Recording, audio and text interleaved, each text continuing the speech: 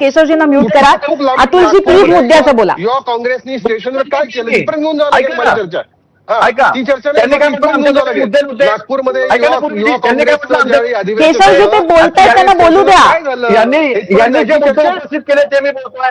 दुसरा मुद्दा आमच्याकडे होता महागाई. आम्ही सांगितलं की निवडणूक झाल्यावर पण महागाई वाढेल. 993 रुपयांनी सिलेंडर वाढलं. मी तुम्हाला दाव्याने सांगतो 10-15 दिवसामध्ये पेट्रोल डिझेलचे पण रेट वाढणार आहे, महागाई वाढणार आहे.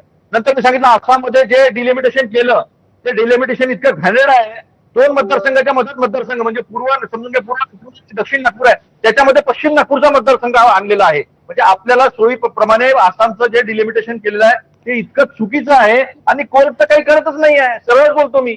हा एक पण अतुलजी तरी सुद्धा मुद्दा हा ऐकून बरं बोला बोला बोला. भ्रष्टाचाराचा मुद्दा 101 भ्रष्टाचारी हो, ज्यांच्याकडे सायकली नव्हत्या, 1000-2,000 करोडचे लोक झाले बीजेपी मध्ये.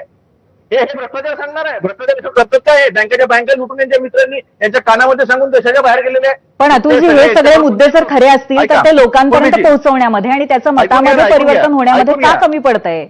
पूर्वीची मी तुम्हाला तेच म्हटलं होतं की तुम्ही मला बोलू द्या. बोला. काय होतं माहितीये का की त्यांनी सांगितलं की आमच्याकडे मुद्दे होते.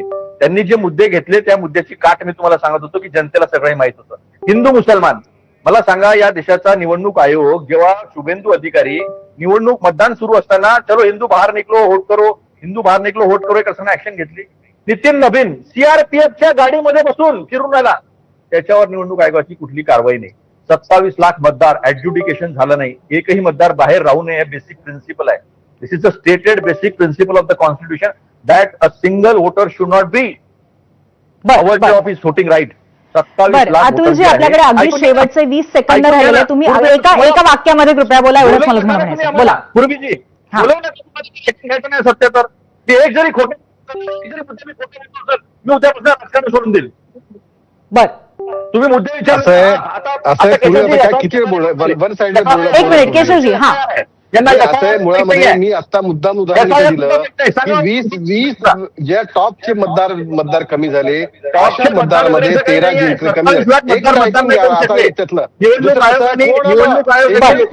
बरं आता मला तुम्हाला दोघांनाही थांबावं लागणार आहे कारण आपली वेळ संपलेली आहे. परंतु तुम्ही या विषयावरती आज चर्चा केलीत आणि अशीच चर्चा आपल्याला पुन्हा पुन्हा करावी लागणार आहे या मुद्द्यांवरती. धन्यवाद आज तुम्ही आलात आणि आमच्याशी संवाद साधलात त्याबद्दल.